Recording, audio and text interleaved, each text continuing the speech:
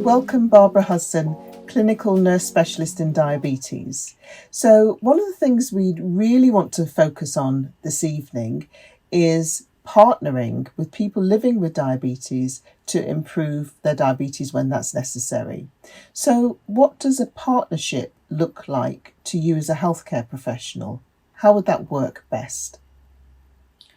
That would work best as you said, partnership means equal status, and actually not so equal, because actually the patient actually is in the centre of it, and they will tell us what their needs are, discuss their needs with us, and we will discuss options with them and come to a solution together. So you've said not an equal relationship, but what we're saying is that the person living with that condition, person living with diabetes, is the main focus of this partnership, but we're working together. So We've all got agency within it.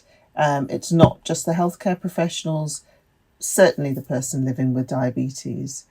And why is it important to have that partnership working with somebody who's living with this condition? Because they have to understand they have somebody who has the knowledge to help them to manage their condition.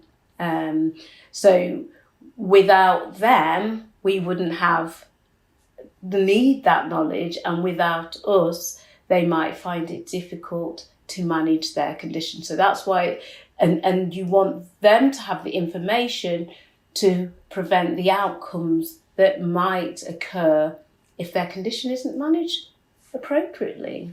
I mean, I've seen the figures somewhere that said it's about 3 hours as a person living with diabetes you might spend with a healthcare professional, but you've got over 8,000 hours to live with this condition.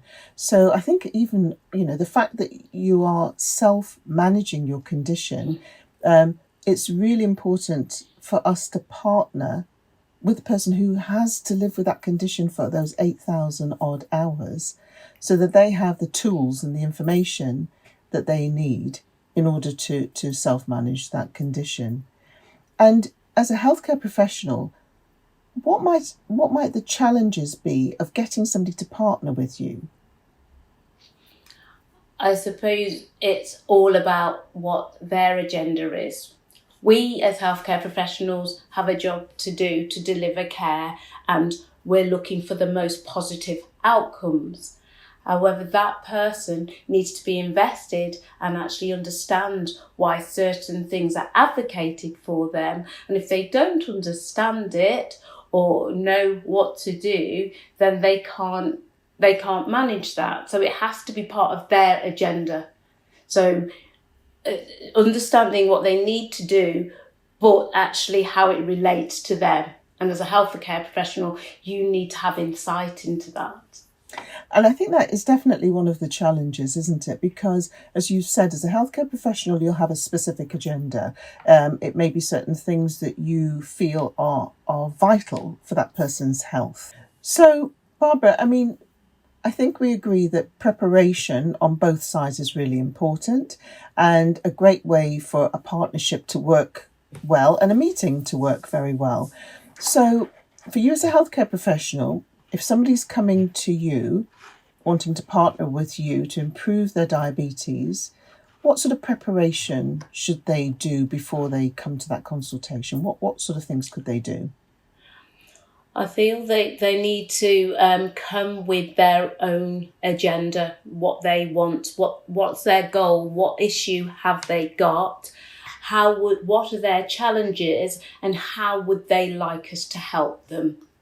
I think they're the main few questions, because it gives you like a baseline to work with. And it means that the healthcare professional themselves won't go in with their agenda. Yeah. So instead of getting that sort of miscommunication where everybody's got a different agenda and people aren't listening to each other and there's all this miscommunication, you've got ideas about their concerns, their beliefs, their ideas, what they want to get out of the consultation, what their goals are, what's important to them at this particular time. And sometimes Yeah. I've had people email me before a consultation. Yeah. Brilliant. I've got the information there to hand. Yeah. I'm ready. I have to prepare. We're both equally prepared and working as a really strong team and partnership.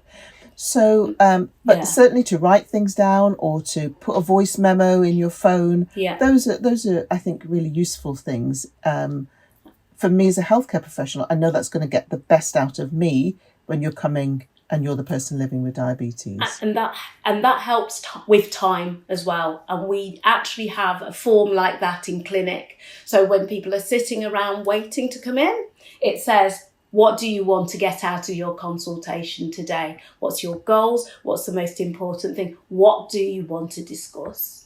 Yeah.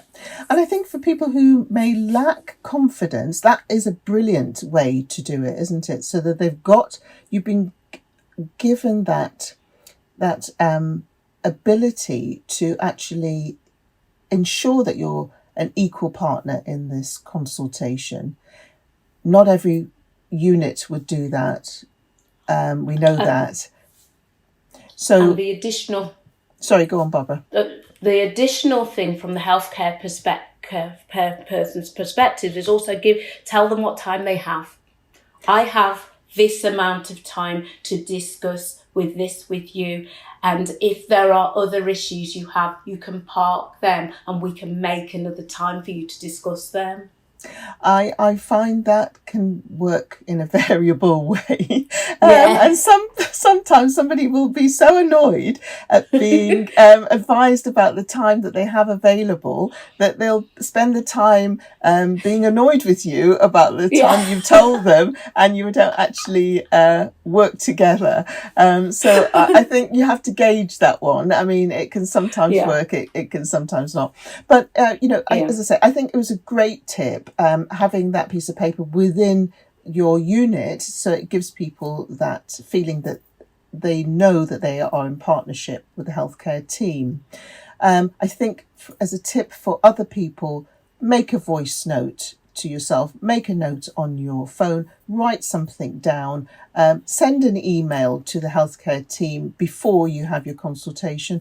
All of those things are going to help you, particularly if you don't feel so confident about broaching things. And then if we're going to talk about not feeling so confident, if you as a person living with diabetes have a particular idea about where your weight should be, where your blood pressure should be, where your HbA1c should be, how are you going to say that, convey that, communicate that with your healthcare professional? For a healthcare professional, what would work best for you, Barbara? I suppose we start with where you might be heading. So with most things, there is a stepped approach. And if that individual understands where they could be for health, they can set their goals, but they need to be realistic. So I think they need to know where they could be and what the benefits are for that, but not to worry about it if they're not where they need to be, because you set a plan together to get where you to reach that goal, and it has to be realistic. Yeah, and I think within that realistic approach comes the specialist knowledge that we as healthcare professionals might have, where we can lay out the risks and the benefits of a particular weight, a particular blood pressure, a particular HbA1c. So we're bringing that specialist knowledge, but respecting and acknowledging what that person as a partner is saying. And ensure that we individualise that for that particular person, for that particular lifestyle that they have. So we could tell them, as you said, the benefits, but tell them it's not one size fits all. This is about you. this is about you as an individual, it may be different to that other person that you're talking to. Yeah, because I had somebody who was listening to the taxi driver, and what the taxi driver might advise him is the best HbA1c for him, or is the best HbA1c for the taxi driver may not be most appropriate for him. And Yes. I think trust has to come into the partnership, respect has to come into the partnership, listening, as you've said, has to come into the partnership, and focusing on that person living with diabetes. So would you say, would you give us 3 pertinent, really important things that we should be looking together as people living with diabetes and healthcare professionals to work in partnership? What would you suggest? What are those 3 things? I think mutual respect, listen to that person, and agree a mutual goal would be what would be that works quite well for me. And I think also communication, because if you're dissatisfied, if you leave that consultation dissatisfied, because it won't always go as it should do, and that's from both parties or from all stakeholders, communicate that so that people can do something about it. Quite often, I've encountered somebody who's had a consultation with somebody else who's they're not happy with it, and so they've just not taken any of the advice. And that advice may have been good advice, but because they weren't happy for whatever reason and didn't communicate that, 2 months, 3 months have gone by when nothing positive in terms of their care has happened, because it was, there wasn't the communication.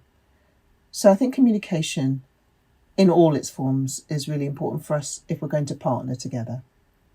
I would agree with that, and I think that goes hand in hand with listening to what somebody else has to say, letting them understand that you've understood what they say and respect what they say, and come to a mutual discussion. Doesn't necessarily, as you said, mean that we agree with it, but we come to a mutual understanding about the way they can move forward in their care and how we can help them with that. Yeah, so we've got preparation. Yeah. We've got communication